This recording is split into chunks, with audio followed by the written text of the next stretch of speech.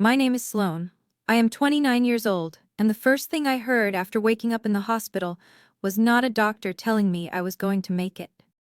It was not the voice of a loved one calling my name in panic either. It was a nurse's voice, lowered so far it was almost a whisper. Your sister came. She stayed exactly 20 minutes. At that point, I still could not really move. 3 broken ribs made every breath feel like something sharp was slicing across my chest. One of my lungs had just been saved after it was punctured. The room was so white it felt cold. An IV was taped into my arm. Machines kept up their steady rhythm beside me. I had just come back from the edge of death. But that sentence was the thing that made my whole body go cold. While I was still in surgery, while a machine was breathing for me, my sister had walked in, refused to accept any financial responsibility on my behalf, signed the hospital form they handed her, and left. 20 minutes.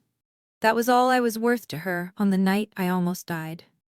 I wish I could say that was the first moment I realized something was wrong with my family, but it was not. The truth is, deep down I think I had known for a very long time. I just never imagined there would come a day when I would have to understand it in a hospital room, with the taste of blood still in my mouth, and every breath still hurting like it was being torn out of me from the inside. And I did not know yet that 5 days later, she would come back. Not to ask if I was still in pain. Not to apologize. Just to ask whether I had been discharged. That was the moment this story truly began. If you have ever had a moment when the person you trusted most was the one who walked out of your life at the exact moment you needed them most, then maybe you understand why even now, just remembering that sentence makes my chest tighten all over again. And if you want to, stay with me until the end of this story. Because what happened after that was far worse than my sister leaving while I was still on the operating table. 5 days later, she came back to the hospital. She did not bring flowers. She did not bring clean clothes. She did not ask if I was still hurting, if I had been able to sleep, or what the doctors had said about my punctured lung. She just stood at the nurse's station and asked one question. Has she been discharged yet? And in that exact moment, a nurse's answer, cold and sharp as a blade, drained every bit of color from her face. That was also the first moment I understood that the crash that nearly took my life might never have been just an accident. But before she came back, there were the long hospital nights when the truth first started taking shape inside me. Night fell slowly on that hospital floor, so slowly I could hear time passing in every smallest sound. The wheels of a cart rolling down the hallway. The steady beeping of the heart monitor beside me. The soft click of someone's door opening and closing. As if the whole hospital were trying to move more gently around the people who had just passed through the thinnest line between living and dying. I lay still, staring up at the cold white ceiling, and the later it got, the clearer my memories of Vivian became. Not like a scattered chain of images, but like shards of glass reflecting 2 completely different versions of the same person. There was a version of Vivian from when I was little. She stood in front of my bedroom door when our father started screaming downstairs. She picked up broken glass before I could step on it. One time, when I was 12, I was curled up on my bed because I could hear my mother crying in the hallway. And Vivian sat down in front of me, placed headphones over my ears, and whispered, "Don't listen. Just listen to the music." Back then, I looked at her like she was shelter. I truly believed that as long as she was still standing there, that house would never swallow me whole. But people do not always betray you with one big blow. Sometimes they do it with tiny cuts, steady ones, repeated so often that you get used to the pain and stop noticing it. When I was 23 and had just gotten my first job at a community clinic, Vivian took me shopping for a better coat to wear on my first day. That afternoon she smiled, even straightened my collar in the mirror. I was so moved I almost cried. 3 months later at dinner at our parents' house, all because I refused to switch shifts so I could go with her to a fundraiser, Vivian set down her fork, looked at me over her wine glass, and said in a voice so calm it turned cold, "I gave up an entire day to make sure you had something decent to wear to work. You forgot that awfully fast." The whole table went silent. My mother looked down at her plate. My father took another sip of wine like he had not heard a thing. And I just sat there, my throat burning, feeling ashamed in this strange, humiliating way, as if I had been caught living off someone else's kindness. There were more moments like that after. One time she loaned me money to fix my car, then brought it up on my birthday in front of my friends. One time she drove me to see Grandma, and months later she used that very thing against me and asked, "Do you think the things I do for you are free?" When I was younger, I called it sacrifice. A little older, I called it control. But lying in this hospital room, staring at the empty chair beside my bed, I finally called it by its real name, a ledger. Vivian had never really given anything without waiting for the day she could collect. And the more I thought about it, the heavier my chest became. Not only because of the broken ribs, but because for the first time, I had to admit that maybe even my warmest memories had never belonged entirely to love. On the morning of the third day, the first sunlight I had seen since surgery fell in a thin strip across the tile by the window, pale and cold like water.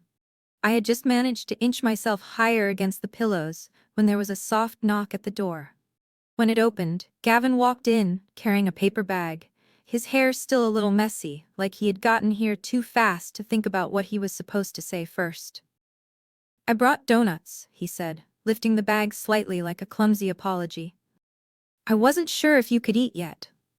I looked at the bag, then at him, trying to smile, but my lips barely moved. At this point, I'm still not even sure I know how to breathe the right way. Gavin pulled a chair over and sat down. My joke did not make him laugh. That was what made my stomach tighten before he had even said anything.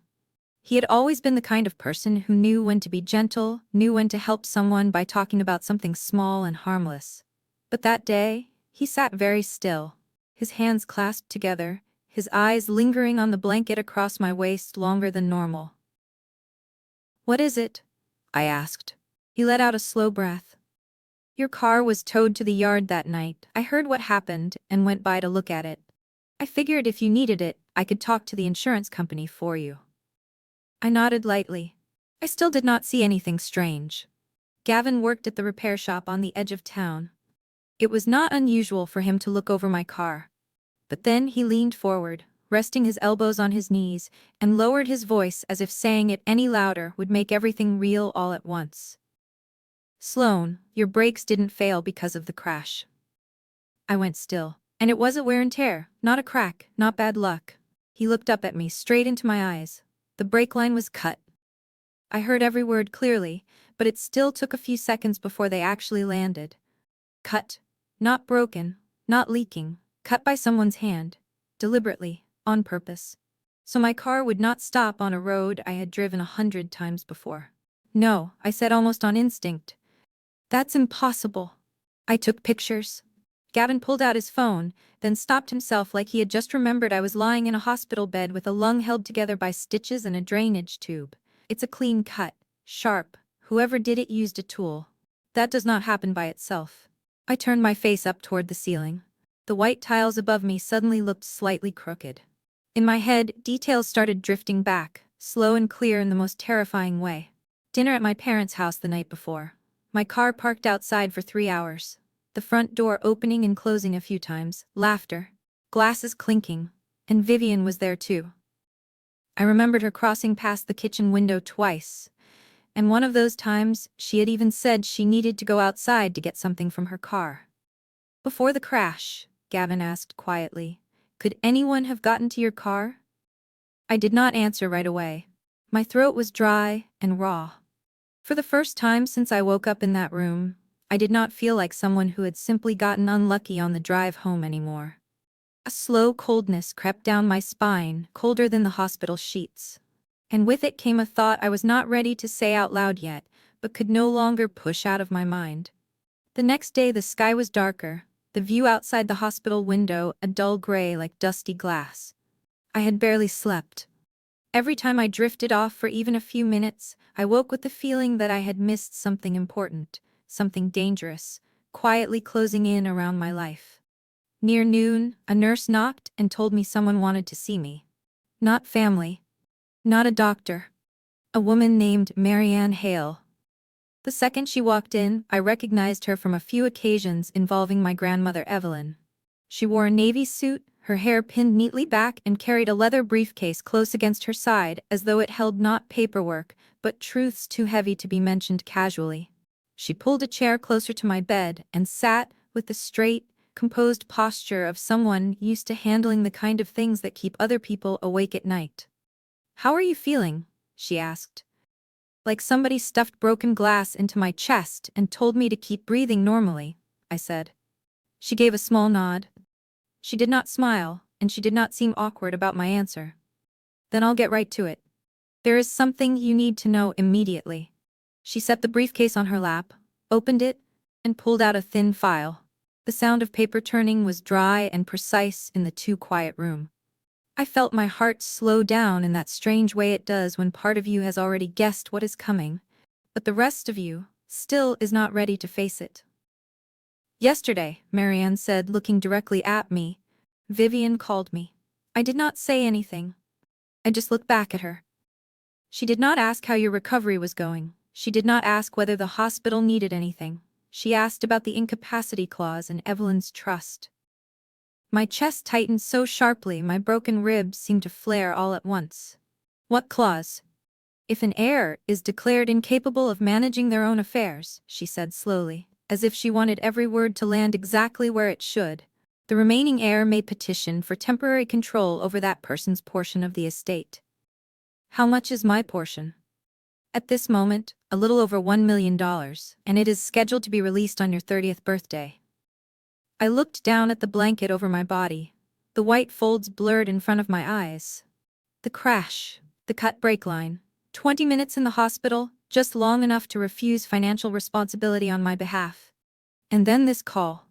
None of the pieces were separate anymore. They were all starting to fit together with a kind of cold precision that made me sick. Marianne closed the file again. Her voice stayed even, though slightly lower now.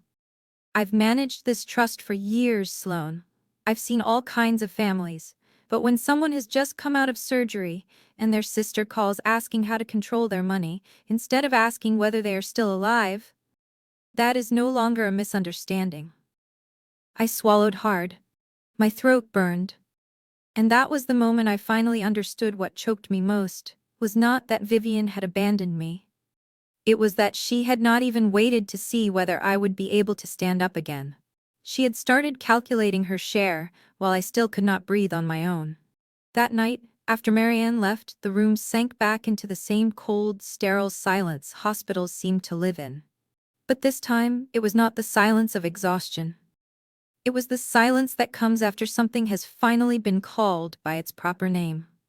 I stared at my phone for a long time before dialing my mother. The screen glowed in my hand, small and harmless, as if it could not possibly hold what was crushing my chest in that moment. She answered on the third ring. "Hello?" Her voice sounded distant but familiar, thin the way it always did, as if she had spent her whole life speaking like she was apologizing before she finished a sentence.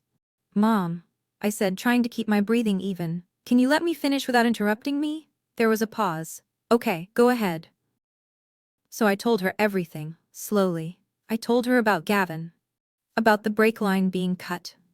About Vivian calling Marianne to ask how she could get access to my money if I were declared mentally incapable of managing it myself.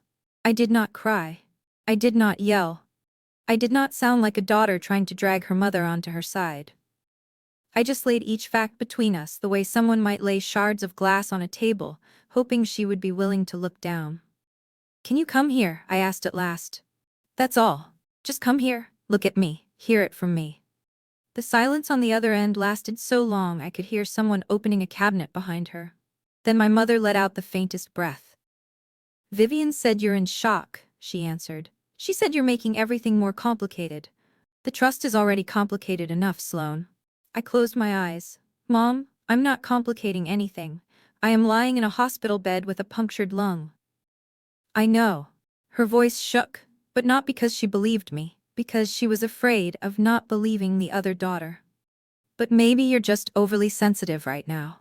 After an accident, people often—" "Overly sensitive?"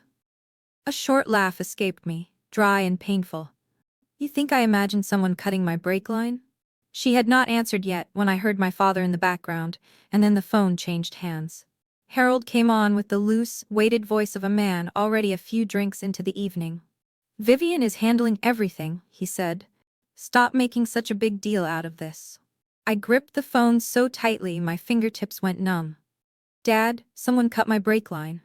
He did not ask who. He did not ask for proof. He did not ask whether I was scared. He only exhaled in annoyance, as if I were the inconvenience. Stop dramatizing everything. Have you ever realized you were not calling for help because you thought you would be saved, but only because you wanted to know whether they still cared enough to hear the truth from you? I did not answer him. I hung up, and the screen went black in front of me. In that faint reflection, my face looked pale, hollow, unfamiliar, like it belonged to somebody else. And in that moment, I understood something that hurt worse than the stitches in my chest. I had not lost my family on the night my car slammed into that guardrail. I lost them in that phone call, when they heard the truth from me and still chose to believe the one who lied better. The day I was discharged, the sky outside the windows was a pale gray. The kind of morning that is not exactly dark, but not bright enough to make anything feel lighter. A nurse pushed my wheelchair slowly through the hallway while I sat there with a small bag of belongings in my lap, feeling like I was leaving a place that had just saved my life, only to step back into a world that still had not finished trying to take more from me. I did not ask her to take me back to my apartment. Vivian had a spare key. The thought of her standing inside my private space, moving among my things, touching my doorknobs, my drawers, my kitchen cabinets, made my stomach go cold. I did not go to my parents' house either. There are some doors that, once you understand what waits behind them, you cannot walk through again with the same innocence. Nora, one of the nurses from my floor, was standing by the discharge desk while I signed my papers. She looked at me for a moment, then asked quietly, "Do you have anywhere truly safe to go?" It took me a few seconds to answer. "No." She nodded like she had known already. "My mother has a little house outside town. She lives alone. If you don't mind more quiet than most people can handle, she'll let you stay there for a few days." A few days sounded like a temporary bridge, but at that point, I needed anything that would not collapse beneath me. Nora's mother's house was about 15 minutes outside town, tucked behind a row of old maple trees. There was a small vegetable garden out back, 2 lavender pots on the front porch, and the kitchen smelled like tea and old wood. A gray cat was curled beside the window, as though it had been there forever, watching seasons of people come and go through that house. The woman who opened the door, June, did not ask personal questions. She just said, "The guest room gets cold at night. If you need extra blankets, let me know." I slept there that first night with the bedroom door half closed and my phone nowhere near my pillow. The silence around me was thick and deep, but strangely, it did not frighten me. It was not the kind of silence that lived in my parents' house, where people stopped talking so they would not have to touch the truth. It was not the silence in my apartment after long night shifts either, when I used to convince myself that being independent meant never needing anyone. This was a different kind of silence entirely. It did not push me away, it held me. As if, for the first time in my life, nobody was waiting for me to slip so they could retell my story in whatever way helped them most. While I was relearning how to breathe without curling in on myself, Marianne got to work. She hired an investigator named Dean Mercer, a man who spoke briefly, calmly, and always wrote things down before drawing conclusions. And Lena, my cousin, became the only person on the family side willing to tell me what was actually happening. In hushed, short phone calls, she told me Vivian had hosted a dinner at my parents' house, sat at the head of the table with red eyes, and told everyone I was shutting the family out, that I was unstable after the trauma. That she had tried to help, but I would not let anyone get close. Lena said people went around the table hugging Vivian. My mother held her hand. My father nodded. No one asked why I was not there. No one asked if I was safe. 2 days later, Lena called again. Her voice was tighter this time. "Vivian just called your job." I sat up straighter in bed, pain shooting through my ribs. "Why?" She asked about the process for mandatory leave for mental health reasons. She wanted to know what paperwork would be needed if a family member was worried about an employee's mental state. I looked out the small window where the gray cat was dozing in the sun. My whole body went cold, but this time it was no longer the coldness of confusion. It was the bitter clarity of finally seeing everything in its true shape. Vivian did not just want my money. She was patiently building a new version of me, one fragile enough, unstable enough, irrational enough, that when she reached out and took everything, outsiders would believe she was helping. A few days later, Marianne came back to June's house on a drizzly afternoon, bringing Dean and a stack of files so thick that when she set them on the kitchen table, the wood gave a light but heavy sound beneath them. I was sitting there with a steaming cup of tea in front of me, the gray cat curled on the windowsill, and in that moment I knew my life was about to split cleanly into two halves, before seeing the full truth, and after. Dean sat across from me and opened the first file. He was not the kind of man who made things sound dramatic, just to make an impression. It was his calmness that made him frightening. He slid a photograph across the table. "This is the brake line from your car." I looked down at it. The cut was clean, smooth, cold, not something caused by time. Not the kind of damage people shrug off as bad luck. It was the mark of a decision. "The inspection confirmed it was cut with a tool," Dean said. Marianne opened the second section. A slightly wrinkled receipt rested neatly inside a plastic sleeve. A hardware store, a brake line cutter, a pair of gloves, paid for with Vivian's card. I stared at the number at the bottom of the receipt. It was so small it almost felt insulting, cheap enough to be humiliating. Sometimes a life is not destroyed by some elaborate plot. Sometimes it is destroyed by something bought in a hurry under the white lights of a checkout counter. Dean opened the next file. A still image from a neighbor's security camera. The frame was dark and grainy, but clear enough to show a figure stepping from the direction of my parents' house toward the car parked in the driveway near midnight.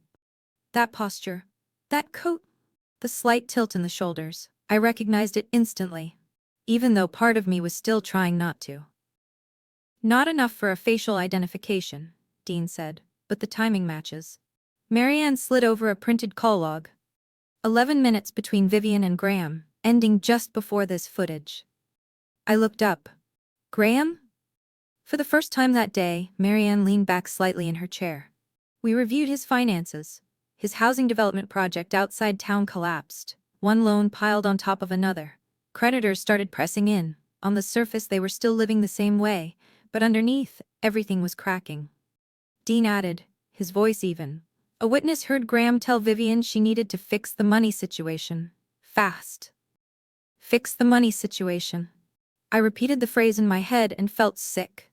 Their big house, their charity dinners, their perfect smiling photographs. The way Vivian walked into a room like life had never denied her a single thing. All of it might have been falling apart, and my inheritance was enough to hold it together for a little while longer. Save the house, save the marriage. Save the image she had lived off for so long that maybe even she no longer knew what was left underneath it. I looked down at the receipt again. The numbers blurred, then sharpened. Rain tapped softly against the kitchen window. No one said anything for a few seconds. And in that silence, the worst part finally rose fully inside me, clear and brutal. It was not only that Vivian may have wanted my money. It was that at some point on that night she had looked at the rest of my life, weighed it against debt, fundraising dinners and a husband preparing to leave, and accepted the trade, not in a burst of grand hatred, just in one cold, quick calculation. Enough to turn me from a sister into a solution. I kept those papers with me for 2 more days before I decided to drive to my parents' house. No one told me I should go. Marianne never said it outright, but her eyes told me this was no longer a place where trust could safely be set down. Dean said if I wanted he could come with me. I said no. There are some things that even when you already know how they end, you still have to walk into yourself before you truly stop lying to yourself. That afternoon was cold. Wind moved through the bare trees lining the road I had driven since high school. The house appeared at the end of the familiar driveway exactly the way it always had. Flower pots on the porch, cream-colored curtains, the mailbox leaning slightly to one side. Everything looked normal in a way that felt cruel. I sat in the car for another minute, listening to the engine hum softly. Then I picked up the file and stepped out.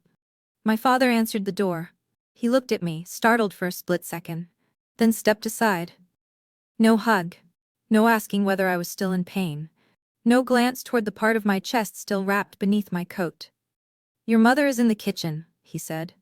My mother was sitting at the table peeling potatoes. The knife moved slowly and steadily in her hand, as if as long as she kept doing that one small task, she would never have to look directly at anything else. I pulled out a chair, sat down, and laid the file on the table. The sound it made was thin and dry. Both of them looked at it, then at me. "I didn't come here to fight," I said, "and I'm not asking either of you to choose sides." My mother set the knife down. "Then what do you want?" I pushed the file toward them. "I just want you to read." My father did not touch it. So I opened it and turned a few pages toward them. The inspection report. The photo of the brake line. The receipt for the cutter, paid for with Vivian's card. My voice sounded strangely steady as I pointed to each item, as if maybe if I stayed calm enough, the truth would finally carry its own weight. "Someone cut my brake line. This is the report. This is the receipt. I'm not asking you to hate her, I just need you to look at this the way you would look at the truth." My father finally leaned down, but only for one quick glance. Then he used 2 fingers to push the papers away like they had been pulled up from mud. "I don't want any part of this." My mother picked up one page, skimmed a few lines, and set it right back down. She did not look at me. "Vivian told us you would bring things like this. She said you might make things up to turn us against her." I sat very still. I was not furious anymore, not in that hot, burning way. It was just emptiness opening up inside me, deep and cold, as if something had fallen all the way to the bottom and I had not even heard it land. "I'm sitting here in front of you," I said quietly. "I still can't even take a full breath. I'm only asking you to read 2 pages." No one answered. I stood up. The chair scraped the tile louder than it should have. I picked up the file and looked at both of them for a long time. Longer than necessary, like I was trying to memorize their faces in the exact moment I stopped waiting for them to become better versions of themselves. "I'm not asking you to hate her," I said. "I'm just trying to survive, and you still can't even read 2 pages." I walked out the door. No one called my name. No footsteps followed me. When I sat behind the wheel, I placed both hands on it, exactly where they had been the night the car lost its brakes and went flying downhill. And for the first time since the crash, the tears came, not because of Vivian, but because I had finally accepted that some parents love their children out of habit and familiarity, not with the courage it takes to face the truth. From that moment on, something inside me quietly closed. The days leading up to the fundraiser passed in a kind of silence, stretched so tight it felt like thread ready to snap. I went to physical therapy, practiced breathing, took my medication on time, and watched my body heal one small piece at a time like it was learning how to trust the world again. Meanwhile, Vivian kept living the performance of her life. Lena called me almost every day to say Vivian was so busy no one could get into her schedule.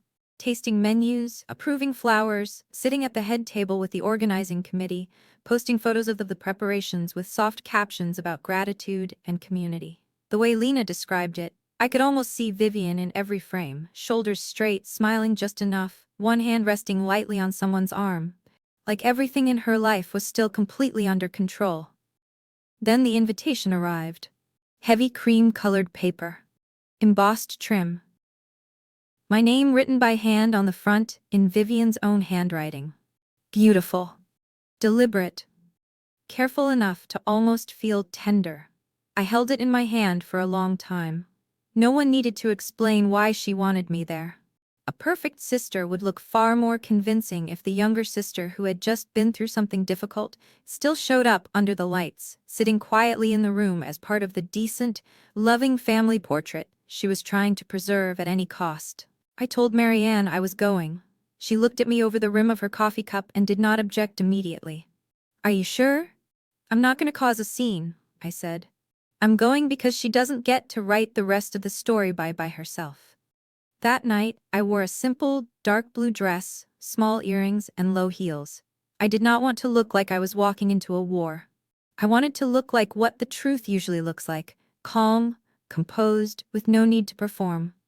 When I stepped into the ballroom, string music was drifting softly through the air. Glasses clinked, voices rose and fell in smooth, polite waves. Everything gleamed. Everything was elegant. Everything had been arranged down to the last flower in the centerpieces. And in the middle of all that, Vivian stood near the entrance, radiant, as if she had been born for places like that. When she saw me, her face faltered for exactly one beat. Just half a second, but it was the truest expression I had seen on her in weeks. Fear flashed across it, then vanished beneath the perfect smile she knew how to wear so well. "Sloane," she'd called, her voice pitched just loudly enough for the people around her to hear. Then she opened her arms and hugged me. "Oh my God, you actually made it." I let her hug me. Her familiar perfume brushed over me like a memory that had been too carefully forged. "I told you I would." "I'm so glad," she said, leaning back just enough to look me over with the soft, loving gaze of a flawless older sister, playing exactly the right part. "You look so much better." "I feel better too." She led me past a few tables, introducing me to people I had met many times before, each sentence wrapped neatly in public affection. I sat down in my seat and waited. When Vivian stepped onto the stage, the room quieted almost instantly. She thanked the guests, she talked about community, responsibility, generosity. Then, just as I knew she would, her voice shifted. "This year feels especially meaningful for my family," she said, her eyes shining just enough. She paused at exactly the right moment, so the entire room leaned toward her. "My sister has been through something very difficult. But that's what family is. We stay by each other. We never leave each other." I sat still. My hand rested quietly in my lap. "I was at the hospital with her every day," she continued, her voice soft and beautifully strained. "If I had not been the one lying in that bed, I might have wanted to believe her myself. And seeing her here tonight, still this strong, truly feels like a gift." Several people turned to look at me. Some smiled, some nodded with emotion. Then Vivian stretched one hand toward me. "Sloane, sweetheart, stand up so everyone can greet you." I did not stand. I simply looked up, offered a faint smile, and gave the smallest nod. Something flickered in her eyes, but she caught it, held it down, and finished the speech to warm applause. 10 minutes later, after she came down from the stage and started moving through the praise and congratulations, I caught her eye from across the room and tilted my head toward the side room next to the ballroom. She followed me less than a minute later, closing the door behind her with the same smile still hanging on her face. "What do you want to say?" she asked. "If this is about tonight, I really hope you're not going to." I set a white envelope on the small table between us. "Open it." Vivian looked at the envelope, then at me. "What is this?" "The thing you've been running from for weeks." She pulled out the papers. I stood there and watched her eyes move line by line. The inspection report, the receipt for the tools bought with her card, the camera timestamps, the calls to the bank, the psychiatrist, my workplace, everything compressed just enough to leave her nowhere to hide. Her hand began to shake, very slightly, but I saw it. "Where did you get this?" she asked, lowering her voice. "That doesn't matter anymore. You're being manipulated." She looked up at me, her face going pale beneath flawless makeup. "You don't understand what you're doing." "I understand perfectly." I looked straight at her. "Either you walk out there and tell the truth, or the law handles the rest." For one moment, the room went so quiet I could hear the whisper of the air conditioner above us. And then the thing I had been waiting for finally came. Not remorse. Not a silent collapse. But the only reaction Vivian ever really knew when she lost control. She ran back to the stage. Because the stage was where she had always believed she could save herself with a better story. I saw her fist clench the papers until they wrinkled. I saw her yank the door open and stride straight back into the ballroom, her face already cracking beyond the polished outline she had worn all evening. And in that moment, I knew she was making the worst mistake she could possibly make for herself. She was dragging the truth out under the lights while no longer able to control the script. Vivian practically stormed into the center of the ballroom, the crumpled papers still in her hand. Her voice broke before her first full sentence was even out. She said I was ruining her. She said I was being manipulated. She said I was lying. that I was the unstable one, that I was trying to drag the whole family down with me. The entire room went so silent I could hear the soft tap of a fork against a plate at a nearby table. Vivian stood there, red-eyed, shoulders trembling, waiting for someone to rise and save her the way people always had, for years. But this time, the truth arrived before sympathy. Marianne was the first person to stand. She stepped away from her table with a composure so calm it was almost brutal in a room flooded with confusion. "My name is Marianne Hale," she said, her voice not loud, but clear enough for every person in that room to hear. "All of the documents Miss Sloane presented have been verified and turned over to investigators. Not one extra word. Not one wasted emotional note." That precision was what drained the color from Vivian's face one shade at a time. Then Nora stood too. She did not look at me before she spoke. She looked straight at Vivian. "I was one of the nurses on Miss Sloane's floor during her first days in the hospital. You came once, 20 minutes, you signed paperwork and left." That was all she said. But some sentences are so short they leave no room for anyone to twist them.